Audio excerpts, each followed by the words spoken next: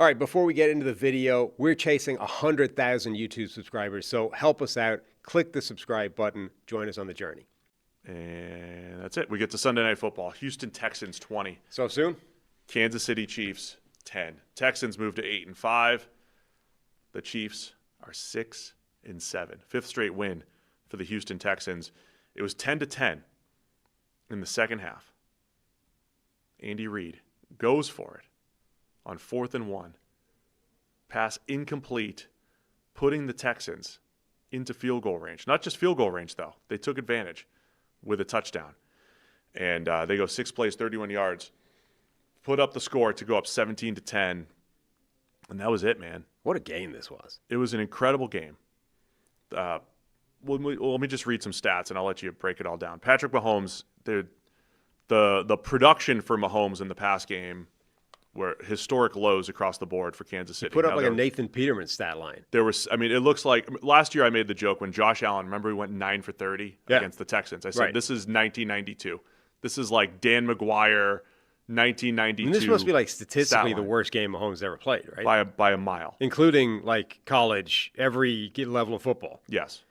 And look, there were a lot of drops and a lot of almost plays and balls that hit guys' hands, and then they got knocked out, or Ray Rice got knocked out, whatever it might be.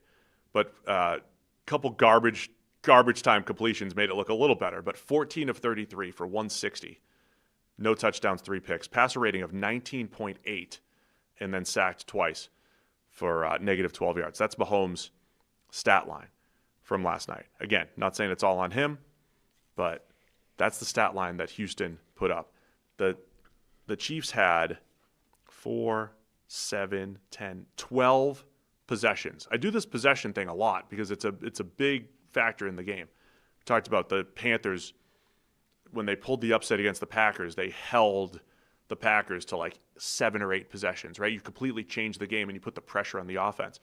The Chiefs had 12 possessions and still only scored the 10 points. Yeah. So the Texans defense continued to make play after play, and yes, there were some bad drops and near misses for the Chiefs offense in this one. I thought both defenses were incredible in this game. This was a game where it's like, this was old school, elite defensive football from start to finish. Like sometimes you get these games, island games maybe, and they're low scoring, and it's like, this is ugly offense, it's bad football, it's just sloppy.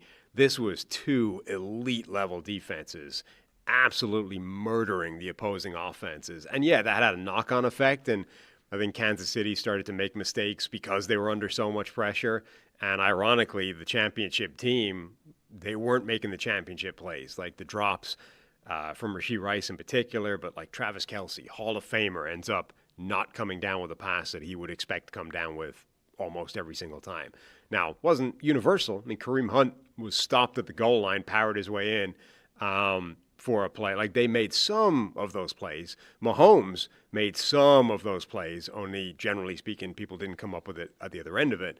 But I thought this was like the work that the Chiefs defense did, given some of the crappy situations that they were put in by the offense in this game, was amazing. I mean, the real difference in the game, number one, the turnovers, the fact that Chiefs' mistakes were resulting in the ball going the other way. And then number 2, the Texans were 8 of 18 on third down. They were, and C.J. Stroud in particular, made a bunch of really big third down plays to keep drives alive. The game flow was fascinating, though, because Stroud made some awesome plays early. Scramble drill plays, outside of the pocket, the type of stuff when he's going up against Spags, and he's had some rough games. Remember, he got sacked 8 times against this Chiefs defense in the playoffs last year. And it was like, all right, he's going to have to make some of those plays. And he did it early on. Scramble drill to Nico Collins for 52. And then they handled Spags' blitz to cap a 90-yard drive, hit Woody Marks in the flat for a wide-open busted coverage touchdown to go up 10-0. And so they were handling it early on. But then they hit this lull. And this is where the game flow and the decision by Andy Reid is going to be under scrutiny. The second half, the Texans, as they get the ball to start the second half, they're already up 10-0, and they go 3 and out. And they go 3 and out for 4 straight possessions. And it reminded me a little bit of the Colts game where the Chiefs forced 4 straight 3 and outs in the fourth quarter and overtime. Yeah. And they did that to the Texans. That was the Texans' third quarter. They had -2 yards on 12 plays. So and then they go 6 plays for 19 after an interception. So the defense gets an interception. They go 6 plays, 19, 1 first down. So this is where the decision by Andy Reid, it's 4th and about 1.5 in their own territory, right around the 30. And they go for it. And I see, people are, you got Kareem Hunt. He's great on, 4th and 1 and 2 and 3rd and 1 and 2, whatever. It's a long one. That matters. It's different between 4th and inches and a long one or right. a 1.5. But they go for it in their own territory. The Texans had just punted 6 straight times. Right. If you take out the end of half drive to nowhere, right? Take that out. 6 straight punts Spags defense had forced against the Texans.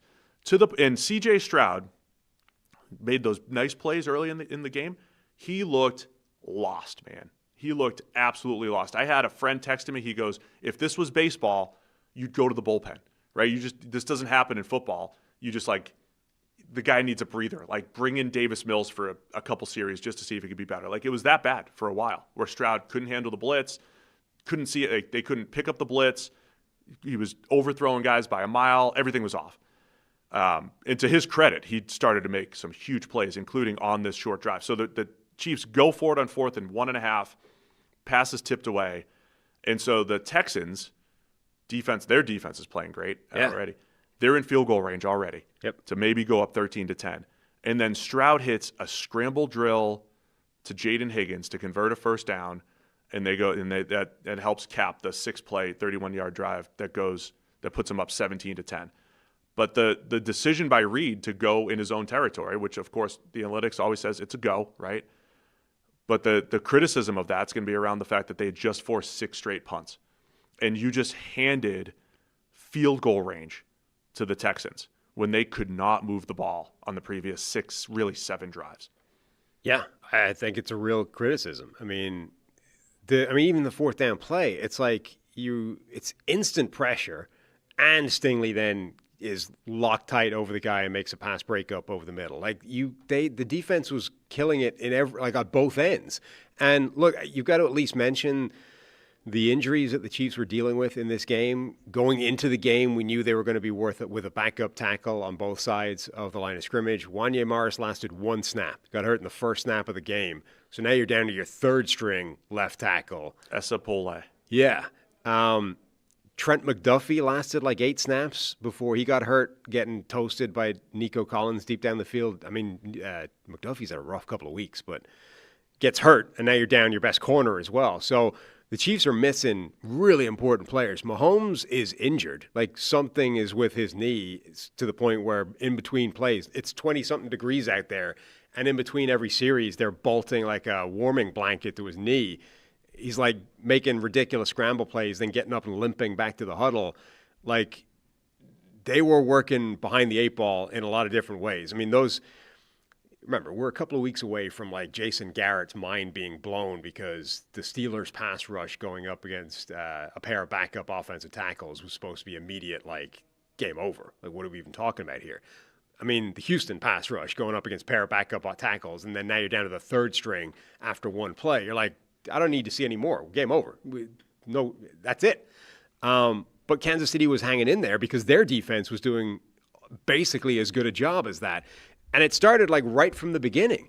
They crap out their first drive. And then the first 3rd down, the Texans got a first down but hadn't gotten to 3rd down. The first 3rd down they faced was instant Chris Jones whoops up on Ed Ingram for the right guard. I couldn't immediate force, forced in an accurate, panicky C.J. Stroud throw. You're that's what we're going to be dealing with here. The Chiefs are in trouble because they're missing all of their offensive tackles, because Mahomes is limping, because everybody's hurt. But the defense, Chris Jones had that one play where the very first 3rd down, he was one-on-one, I'm going to make the play, forced a punt. There was another drive at one point where they were in a bad situation, and Spags came after him, just lit him up with 2 straight overload blitzes, forced him into a panic 2nd down throw, did it again on 3rd down, forced it. They are doing incredible work. Yeah, there was a point where I didn't think the Texans offense had a chance to take advantage of what their defense was doing. They were handed the 4th and 1. They were handed that field position, but they took advantage. Yeah, So yeah. the couple, like Stroud makes the big play. Woody Marks, really nice run for the touchdown. Or Ogumbalagwe. Oh, jeez. Ogumbawale. Jeez. He had to come because Woody Marks has a really nice zone run to pick up the first down. Yeah. Gets hurt on the play. Right. Ogumbawale comes in. One carry on the day. Chris is in the middle of saying he probably doesn't even run any of these goal line plays, and then he finishes it with a really nice 5-yard touchdown run. The drive where Spags lit up C.J. Stroud, that was when the Texans were up 10-0, and they had that deflected interception. Jalen Petrie deflects it to himself, finds the ball in the air, picks it off, and you're like, oh, this is it. Like, this is life support right now for the Chiefs. Yeah. They are already 10 down. The Texans now have the ball with solid field position. If they give up points, the Chiefs might be done. And then Spags literally takes over the drive, lights him up on second down with an overload blitz, lights him up on third down again, forces punt. Just a huge defensive stand. And that was what was happening all the way through the game. The Chiefs' defense was just about clinging on to life, keeping them in the game. The offense hit a couple plays, got them back to being, in a decent spot, and then you get those fourth down decisions. So here's the other one. So the Texans score the touchdown at 17-10. Chiefs go for it again in their own territory with about 5-something left, 340, whatever it was. And they have to. Like at that point, Rashee Rice drops it, right? So that they needed that, obviously. He drops the first down conversion. So now the Texans, on fringe field goal range, they're starting at the 41-yard line. Fringe field goal range. They just need 5 or 6 yards. And it was like, this is what I'm saying. Like, the Texans' offense almost blew this game from their perspective. They're in fringe field goal range to go up 10. All they need is a few yards to kick a long field goal to go up 10. They come out of a timeout break. They come out of a commercial break and use a timeout on 1st and 10 because they couldn't get the play in. Then they get to 3rd and 7. All you probably need here is like 3 or 4 yards to kick a long field goal. 3rd and 7, and they take a delay of game to make it 3rd and 12. And they're forced to punt. They go 3 plays, -2 yards on this drive here, and have to punt. And they give Mahomes and the Chiefs one last chance. And I don't care what your defense has already been doing. Do you really want to give them one last chance? Well, it didn't really matter because Mahomes throws it to Kelsey, a little behind him, off his hands, pops up. Mahomes throws his 3rd interception on the tip. So, man, the Texans defense answered the call over and over and over again. The Texans defense. But the offense made like just enough plays, but they almost blew this for the Texans in the way the defense was playing. Yeah, I want to give all the credit. Or Spags gets credit. Yeah, all the credit to both defenses. I think both defenses played absolutely spectacular. The difference was when the Texans were making just enough plays on offense to do something. Those 3rd down plays in particular for C.J. Stroud throughout the course of the game, he made just enough of them to keep a couple of drives alive, to get them in position to put enough points on the board. Meanwhile, the mistakes that the Chiefs offense were making, independent of forced mistakes. Like there's this difficult world of like what's a forced error and what's an unforced error. There were absolutely some errors in this game that were forced by the defense. There were also some errors that were just unforced bad plays. And they made just enough of those that it ended up being the wrong end. I mean, you have a critical early short yardage play where Kareem Hunt drops the ball. Again, and it was a really good play as well. Like design-wise, they sort of fake the inside zone on short yardage and then leak it out to the guy who just faked the run. Hunt just don't have to drop. Yeah, the Travis Kelce play, it's not the best. It's not an accurate pass in terms of ball location, but it's Travis Kelce. You're one of the best receiving tight ends to ever play the game. He expects to come down with that ball. Instead, he not only does not come down with it, but he like bobbles it upwards and it's picked off. The 4th and 4 play, though, that's the game to me. Yes. So there's how much time left on the clock? There's still a couple minutes left. 3:30 or something? Yeah. So we've still got a little bit of time left, even longer than that, actually. It's 5 minutes and 31 seconds left on the clock. The Chiefs are down 7, but this is the first drive for a while where they have halfway decent field position. So it's 4th and 4 from your own 41. And again, the Texans, they just send a 4-man rush, but one of those 4 men is Will Anderson. He gets fairly immediate pressure, Mahomes steps up through that pressure, and then through a collapsing pocket that he's stepping up into, Rashee Rice has made the right adjustment. He's running like a crossing route over the middle, stops, comes back to Mahomes, gives him the place to go with the ball. Mahomes puts it on him. Stolen-handed drop. Just awful. Now, I want to at least mention this because people do this all the time with quarterbacks. Rashee Rice had his absolute brains blown out by Jalen Petrie earlier in the game, going on a play where the ball's hitting him and Petrie just lights him up and absolutely what a play that was. Destroys him. One of the hardest hits you've seen in the NFL all year long. Completely legal. Nothing wrong with it, but he got blasted. And not only did he get hit, but he then hit, like his body then hit a 20-degree field hard. I don't know if that's the kind of thing that leaves a mark on you over the course of the game. And maybe on a 4th and 4 dump-off pass over the middle, when you would catch that, if you hadn't already had your lights knocked out, you don't this time around. Like people say that with quarterbacks all the time. Yeah, he threw 3 interceptions, but they all came after he got really hit hard by this defensive end earlier in the game. So maybe that was part of it for Rashee Rice. But he catches that ball. The Chiefs have the ball on the Houston side of the 50-yard line, driving, still only down 7. You know, the way the game was going, Houston's defense probably holds anyway or whatever. But that to me was like the second that was dropped, it's like it's game over. They're not winning. And Petrie had an incredible interception. Yeah, the one he tipped it to himself. Yeah, tipped it to himself. Has that? I mean, you will not find a better hit than the Rashee Rice one that he made on like it would have been a 9-yard gain, and he just destroys him.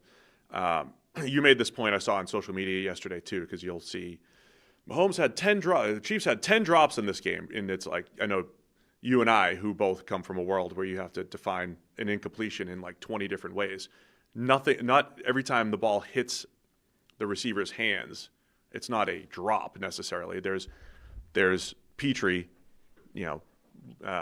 destroying a receiver, separating the ball. There's Kamari Lassiter. There was a deep ball that got to Tyquan Thornton's hands. Lassiter, broke it up. Yeah, but the ball was left back enough to give the cornerback a chance to make the pass breakup, which is what Lassiter did. So I think the Rice one, clear drop. The Travis Kelce one, he had room in front. He leaves it behind. Did it hit his hands? Absolutely. Right. Throw could have been better. Catch could have been made. Then you have Petrie breaking up a pass. You have clear drop. Right. Yeah, so there's at least 3 like really clear drops in there. And we didn't mention it, but Arrowhead at night, Kansas City at night has higher drop. It's something with the lights. Michael Lopez from the NFL did the study. And remember, Tyreek Hill said this years ago. He's like, it is impossible. It's tough to see at night in Kansas City. It's either the tilt of the lights or whatever it is. Texans didn't drop the ball. But the study that Michael Lopez from the NFL did was that the drop rate in Kansas City in night games is significantly more. Yeah. So he tested early, late afternoon, and then night games in all stadiums. And it was like there's no outliers in this entire study except Kansas City at night is a crazy high drop rate. And it's like it all came to a head in this one. It was crazy. And like the Chiefs were the ones dropping the ball. The Texans didn't. Nico Collins is amazing. Their receivers, Jaden Higgins made a couple of really big plays. They didn't drop the ball when they needed to.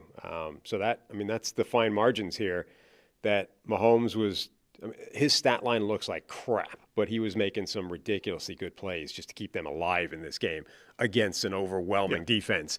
And his receiving core didn't help him out. I thought he played better than the stat line, just like earlier in the year, he played far worse than the stat line. Like that's kind of how it goes. But Texans defense deserves a ton of credit because even on plays when they didn't get immediate pressure, I thought there was a point where they needed to start blitzing more because Mahomes was finding escape routes, and he does that really well against a 4-man rush. I thought Houston, and they started to a little bit, send extra rushers, and they started to take away the running lanes. And it's kind of the truth about the Chiefs right now. You actually want to just make Mahomes win from the pocket, make them execute what are now lower percentage passes against, dropping 7 coverage defenders with receivers, making sure they're on the same page, with Petrie and other players making big hits, and make them make these lower percentage completions. And that's what happened. What do you go, like 10 straight incompletions between something crazy drops and misses and pass breakups and the whole thing? Unbelievable effort by the Texans.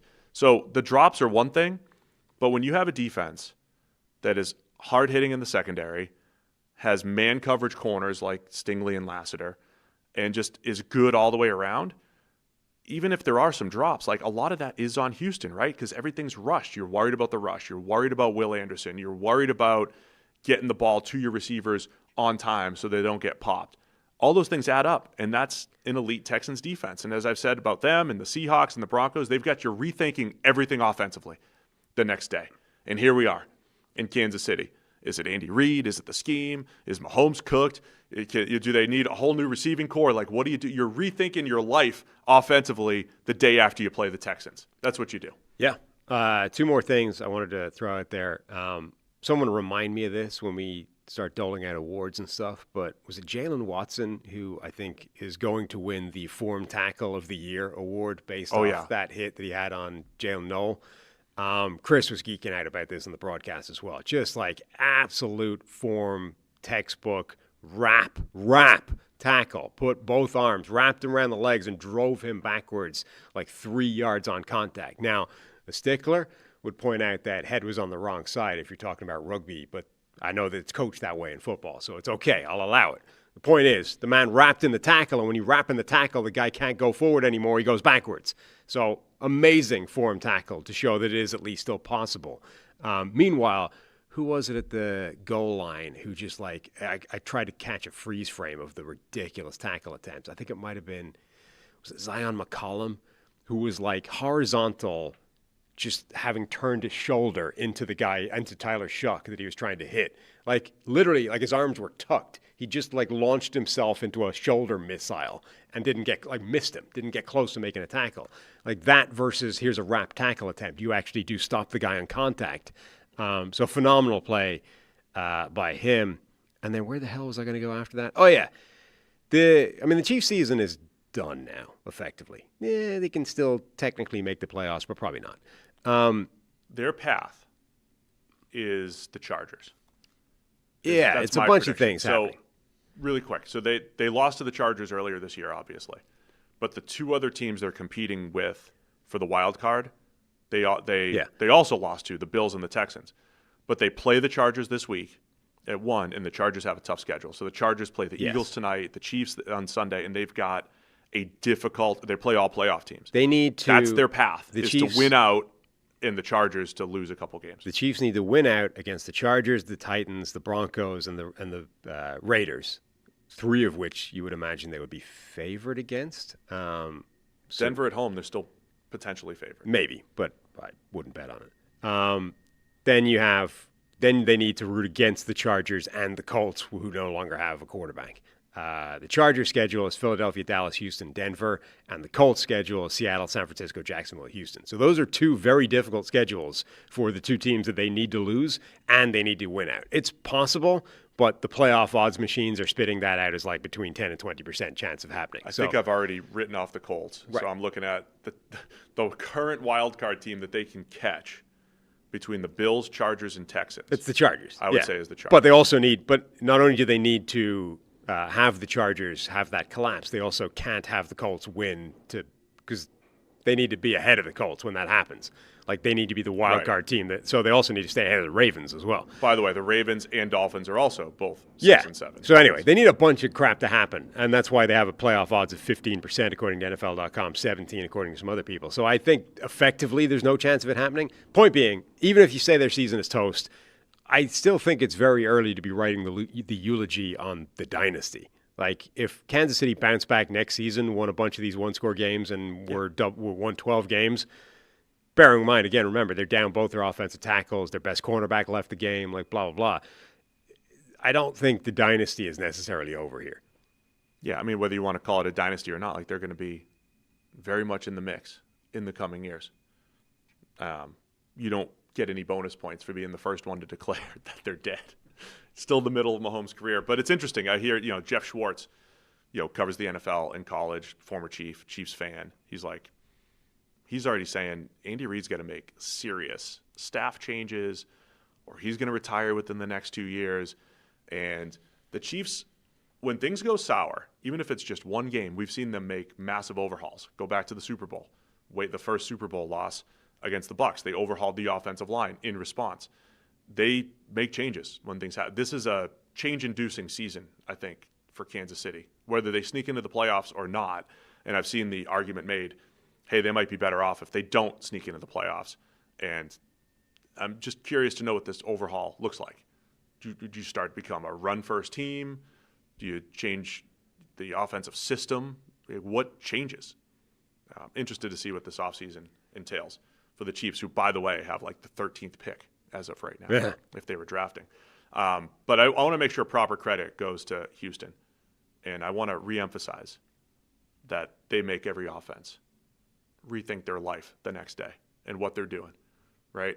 We have people talking about Andy Reid retiring and changing the system because he played the Texans in that pass rush and that back seven that is fierce. And they gave up 15 on 4 drives with the game on the line. 4 drives with the game on the line in the fourth quarter.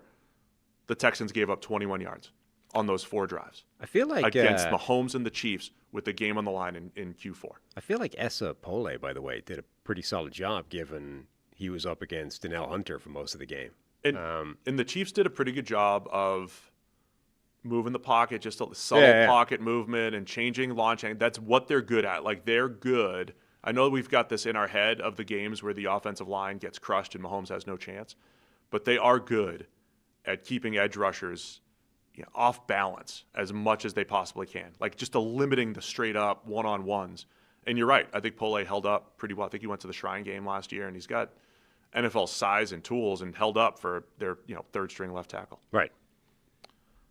And the other part I just want to say, I thought I was ready to write off Stroud in the middle of this game, and he completed some of those 3rd and longs and scramble drill plays that saved the game. I was a little negative the way I worded it earlier, that the offense almost blew the game. You wanted to bench him for I'm saying I Mills. got a text. I got a text from a buddy who's like, he's so flustered right now. Would you bring Davis Mills in? I'm like, not really. But there was a point, 6 straight punts, might consider it.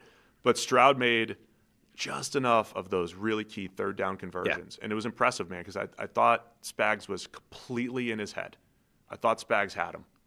And Stroud made a few I think he did for plays. A period. That's why the performance of the Chiefs defense was really impressive. And then C.J. Stroud went out there and made a couple of really big plays. Higgins made a couple. Nico Collins made a couple. They had enough guys on offense make just enough plays to put them out ahead. And the Chiefs, when presented effectively with the same opportunities, shit the bed and dropped the ball. So the Texans are now, they're the 7 seed, 8-5, tied with the Colts, but they have the head-to-head tiebreaker right now. So they're the 7 seed at 8-5, and they're a game behind Jacksonville in the AFC South. And they're hot right now. No one wants to play the Texans, and rightfully so. Best defense in the league? Between them, Seattle, Denver. I think there's a bunch of very good. They're all year of defense, high-end defense. I want to get Seth Payne on the show to talk about it. What did you make of the alternate broadcast of the reality people? Oh gosh, what a terrible idea! I did not check it out. Did you dive into that? You mentioned it was the first I'd ever heard of it. You mentioned it, and I was Tirico mentioned it at the top of the show, so I figured I'd throw it your way to see if you wanted to. Right. You mentioned it, and I was like, I don't even know what that is, so I'm going to go looking for it on the second screen, and I put it on the second screen. And immediately I looked at it. I'm like, I wouldn't watch this if you paid me to. There's 4 people sitting on a couch. There's 2 women that look like they've been drop kicked through a plastic surgeon's office. There's a guy sitting there in a Drake May jersey because football. And then there's a classic, E+ entertainment show presenter. I'm like, there's nothing you make me watch this. And then I'm like, but it's on now. And I'm watching the football over here, so I'll just leave it on for a minute and just see what the hell this is. And it's this show actually, it doesn't have any relationship to the game that's occurring at the same time that it's supposedly at least the Mannings are talking while a game is happening and then occasionally commenting, oh, it's a 3rd down, blah, blah. This is independent from the football game that's happening on the screen in the studio. It looked standard setup, couch, there's a big TV behind the monitor, It looked like someone had hacked the TV to just start streaming an NFL game instead of whatever graphic it was supposed to have on the screen at the time. I'm like, who is this for? What are we doing?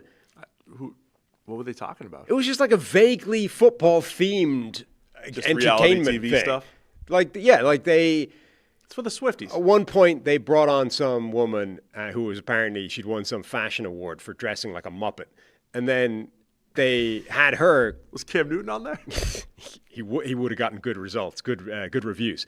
Then they had this woman like reviewing, the pregame fits of all these people. Like, they walk in dressed however they're dressed. And she was like commentating on the outfit. I'm like, this is while like it's 3rd and 5 and Chris Jones is wrecking Ed Ingram for like a game-defining moment that's just happening in the background while they're commentating on the material that Travis Kelce is wearing as he walks into the building. I'm like, I don't understand who this is designed for. Like, who is watching this and thinks that this is a good way of consuming the product?